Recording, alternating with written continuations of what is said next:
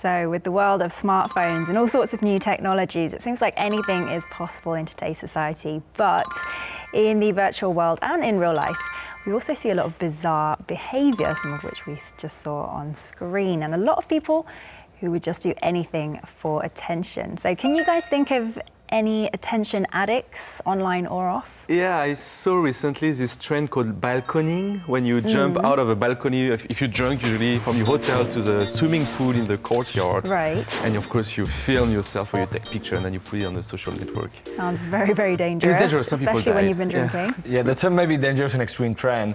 But also I think we see that kind of attention craving like every day in our Facebook, for example. I have some friends on Facebook that they are posting their pictures all the time just to seek attention, just to show the other people how happy they are and to seek more likes. So I think that's something that is every day in our lives these days. Well, I think we've always, as people, we've always craved a sense of shared experience, of like, you know, sharing moments with other people. And social media makes it possible to share what are like normal and kind of boring moments with people and sort of create the sensation that these things are interesting. I mean, I think we all look at certain people's posts on social media and just say like, this is not interesting at all. Like, what makes you think this is interesting? What makes you want to share this with an audience? I guess a lot of people enjoy the sensation that their lives have an audience. A good example of that is people taking pictures of their food, I think. And I don't want to be a We've hypocrite talked about here. this before on the show. Yeah, because I do this myself sometimes. Okay. I'm not a huge offender, I think, but I do it sometimes. So I'm not saying these people are terrible people or anything like that, but it's just kind of bizarre when you think about it. Like, what's the purpose? Why are we doing this? And I think it's something that I've picked up since living in Korea as well, because it's like a really big trend here. Okay. Well, shall we get into today's topic? We'll be talking about how people crave attention from one another. Our title is Starving for Attention. So we've briefly touched on attention addicts on social media then. Let's take a look at this list. 10 signs you're a social media attention addict. Number 1, buying followers, literally. 2, you take more half-naked pictures than Rihanna. 3, if I receive however many likes or reblogs, I will blank. 4, contentious is your middle name. 5, you major in intercourse. 6, you beg for shout-outs. 7, you question your friends' loyalty. 8, you're constantly posting LMS or like my statuses. 9, you live a sick, sad life. And 10, you're in denial about being an attention addict on social media. So what did you think of that list? I don't think they're being 100% serious, but... Well, number 10 is my favorite because I think being a social media attention addict is like being a hipster. It's easy to spot somebody who does this, but no one will ever admit to it. Very, very true. I find it pretty funny, except maybe the point number 9, you live a sad, sick life. It's not really funny. So maybe it's a provocative comment. Maybe the writer of this article, she's an attention seeker herself. Perhaps. But there's a truth behind that, and it's that those kind of media attention addicts, they normally have some problems in their lives. They are not really well balanced. So there are people who need attention for something. Maybe they have a lack of love, maybe they have a lack of self-confidence, and then they need to show off in the internet to get that attention to compensate those lacks that they have in their lives. Okay, so there's a deeper reason for attention seeking. And do you think any of those points applied to yourselves? The last point is that you are a denial that you are a social addict. So. Okay, but let's not take that list too seriously. Let's move on to the news briefing section now. So it's not just ordinary people who are craving that attention. What about bigger entities such as corporations or public figures who have gone perhaps a bit too far to get attention? Can you think of any examples? Well, Kim Kardashian is an interesting example, I think. She's a classic, isn't she? Her whole profile as a so-called public figure is just by doing provocative things to get attention. And not that long ago, she released a set of provocative photos of her in various poses that her and her associates claimed were going to break the internet. They're going to cause such a stir and garner so much attention that servers were going to crash and then the world was going to end. But when these photos came out, they didn't really provoke all that strong of a reaction. I think this probably was because, everyone has already seen her naked. Her posting nude photos is really not a big news story. And she's probably now going to have to come up with some other way of garnering attention online because her naked body is probably not going to cut it anymore. Well, the champagne picture was cool, though. I have to say. It didn't break the internet, though, I say. It didn't, but it was original at least, right? I think another area of this is how businesses market themselves. So a really good example of a company that embraces provocative advertising is United Colors of Benetton, which is an Italian fashion brand. And they're really well known for having very provocative advertising. Some people would say that it's intellectually sort of valuable advertising and gets us thinking about certain things. But it's certainly, some of their images have been quite shocking. They've talked about AIDS sufferers and war veterans and these kind of very, very heavy topics for people who are just going in to buy a polo shirt. Right. But it's quite savvy from one perspective because people always say there's no such thing as bad publicity. So we're always talking about this company and then that's free advertising for them. I would like to talk about a very controversial case that came up this year in Spain when the Oscar ceremony in the US. There was a B-list Spanish actress called Ana Allen, and the thing is that she gave an interview for a big Spanish newspaper, and she sent them some pictures of the Oscar, saying that she was there in the ceremony with a lot of famous Hollywood people. But then the newspaper found out that all pictures were photoshopped, and she was not in the Oscars. And then they found out more, and they saw that half of her Instagram and Facebook public profiles were faked, and they were all Photoshop pictures with really famous people, interviews that she never did, and people that she never met. So it was a really big case in Spain, and I think that poor girl fell in disgrace, and a lot of people were making memes of her. So finally, that went out of her hands for that hunger for attention and that attempt to raise up her career. And I think there's as well countries who are trying to gain attention, and the best example is probably North Korea, which really shows a pattern of seeking all the time worldwide attention by making provocative comments, by pretending they're able to miniaturize their atomic weapons, by pretending they can launch a submarine missile. And I think there is understandable political reason for that. You have a young North Korean leader, Kim Jong-un, who is trying to strengthen his own power at home. So he needs to gain attention he needs to foster a sense of crisis with the outside world, and he needs as well to reinforce his military credentials. Right. So that's why we see all this barrage of provocative comments and declaration by North Korea. So it's on a national level as well, Yes. not just corporate. There are also cases such as ISIS where they're just really trying to cause controversy, really trying to get a reaction out of people, which understandably... Right. And actually ISIS I think are fantastically savvy with their social media activities. Not to be flippant about it, but they've generated enormous coverage and also just enormous recruiting abilities by being able to share their message to people all around the world. And you see a significant number of people in Western countries joining to fight with this horrific group, in part because of the message they can spread to social media and because of the production values they put into videos of executions and so on. And you know, you remember the Charlie Hebdo killing earlier this year?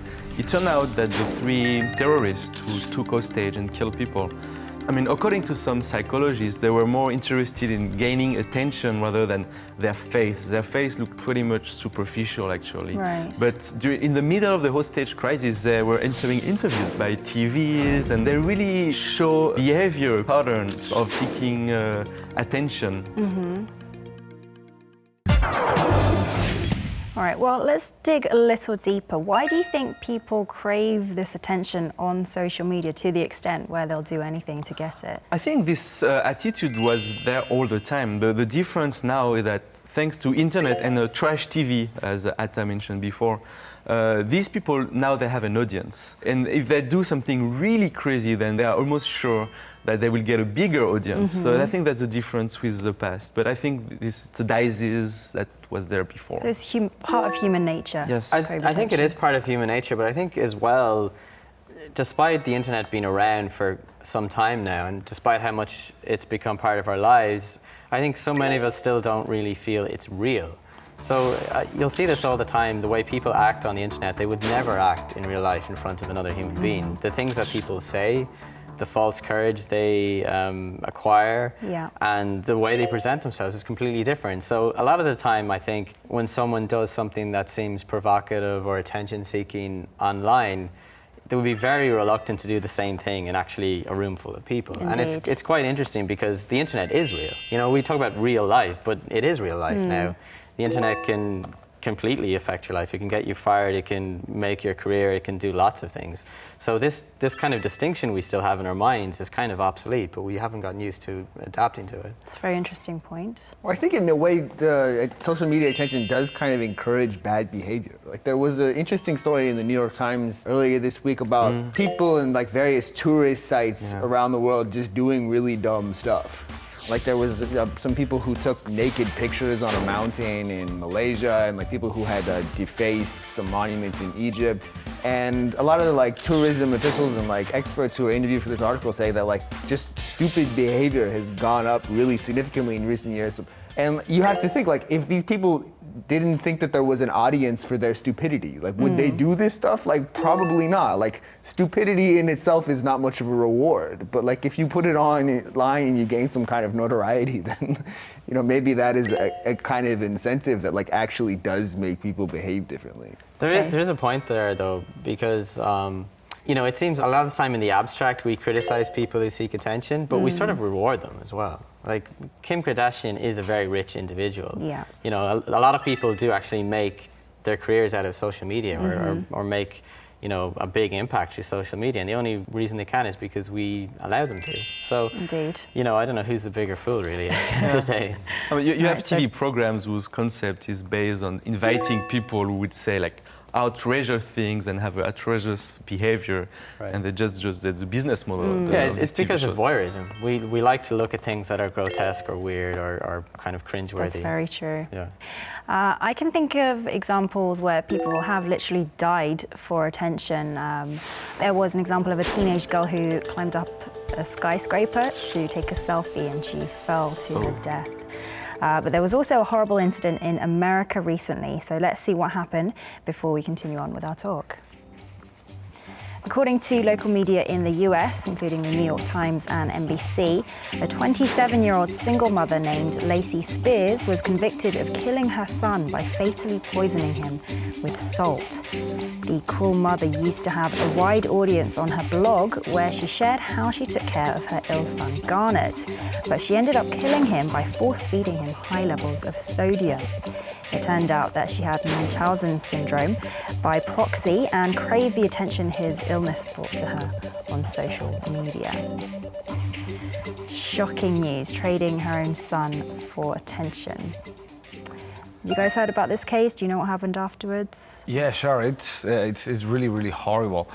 This Munchausen syndrome by proxy is a very rare disease.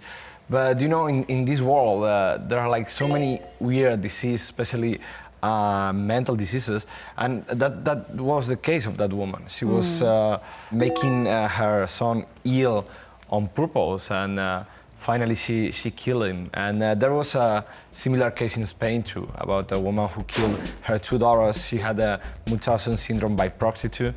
And unfortunately, those cases happen in the world these days, and especially you can sadly see that they are using the social media and they are publicly killing their family, and it's really horrible. Right, and actually in that case, while she may have been suffering from a mental illness, she was held criminally responsible. So at least the court felt that she was responsible for actions, and she was convicted of second-degree murder. And there's also another case here in Korea quite recently, in April, where a 17-year-old alleged that his mother had been beating her basically for the same motivations of attracting this attention and sympathy from medical professions and so on. Right. So this seems to be something that happens around the world, albeit in quite small numbers, hopefully. Thankfully. Well, this Munchausen syndrome does lead to kind of bizarre behavior. There was a case in 1999 of a woman who visited 600 different hospitals. Like, she was convinced that she was ill, she had some kind of like physical ailment, but like every time she would be examined, doctors would determine that there wasn't really anything wrong with her.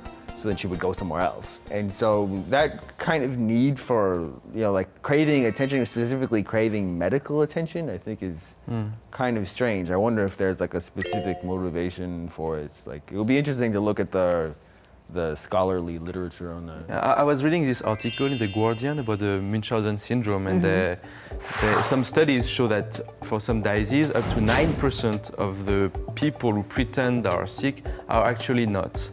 Really? Just pretend they are. Pretty high It's number. some kind of it's a different form of syndrome, a form of a Munchausen syndrome. Right. And I was reading this story about this Australian blogger.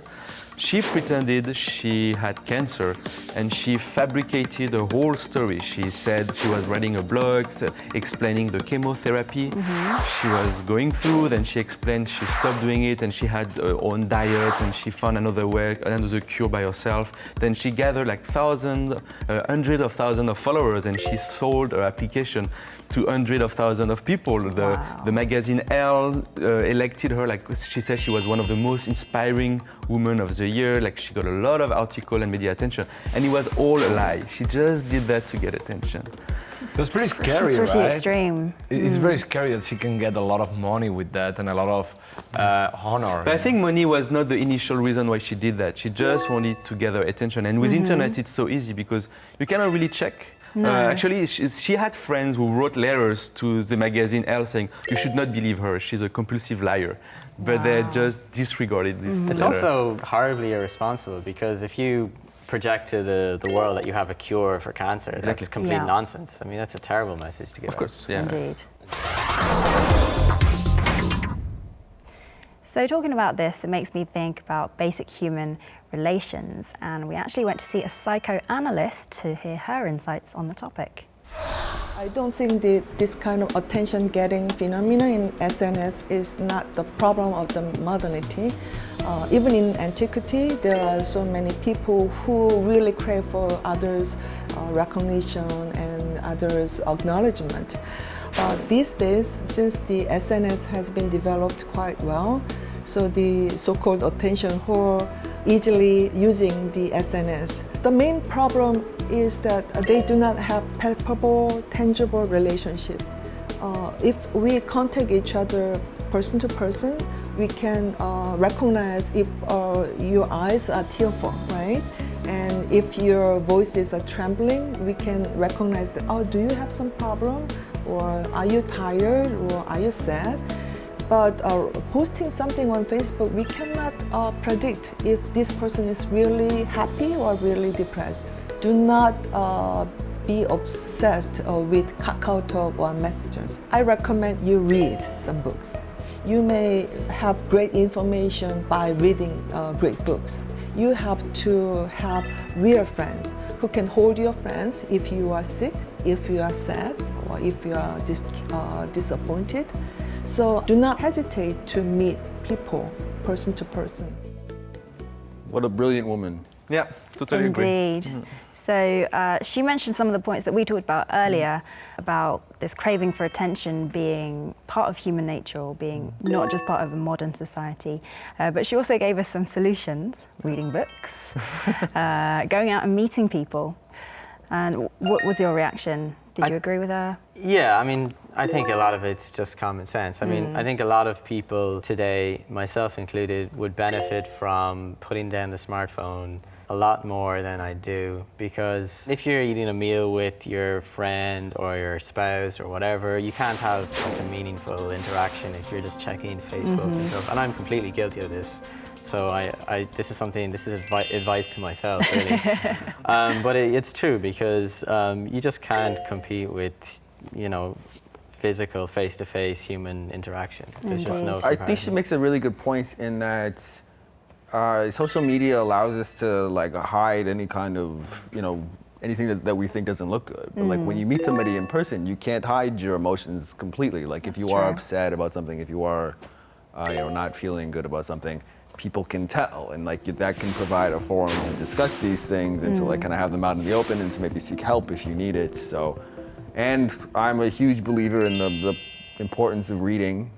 So, I think everybody should read more, and specifically people who are, upset or struggling. I mean, I think offline interaction are, of course, the best, but it's not that easy. I mean, a lot of people do have very lonely lives. Yeah. And maybe simple solution would be trying to join clubs, sport club, activities, hobby, try to meet real people. And I think that trend will be bigger in the future because people is starting to be a bit sick of the other people who is just watching their phone when they are having dinner or whatever. And I think it will be very successful. I think so. I think we're becoming more aware of this online addiction that we have. So perhaps we can take those steps to remedy it. So attention addiction, it seems to be the product, or at least exacerbated by the development of technology and social media. But let's hope that we can step away from that and focus more on face-to-face relationships in the future. So let's wrap up with our final headlines for this week's topic. Anyone like to start? Put down the smartphone. You're just going to drill that point home, John. All right, Atta. Don't seek attention, seek happiness. oh gosh, I was about to say something similar. Yeah, that's why you came first, because I know you were gonna. Okay, so I will have a variation of this headline. Seeking attention will not bring you happiness. Okay. And Stephen, finally. If you ignore the attention seekers, they will go away. Some really interesting insights today. Thank you so much, my lovely panelists, for joining me. I'll see you guys next week, and join us next week, viewers, for a whole new global talk show, Newstellers.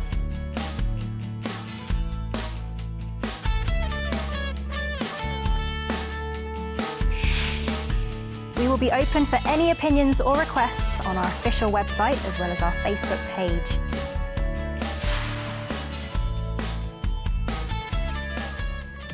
Before the recording today, we did a little test on you guys called the fear of missing out.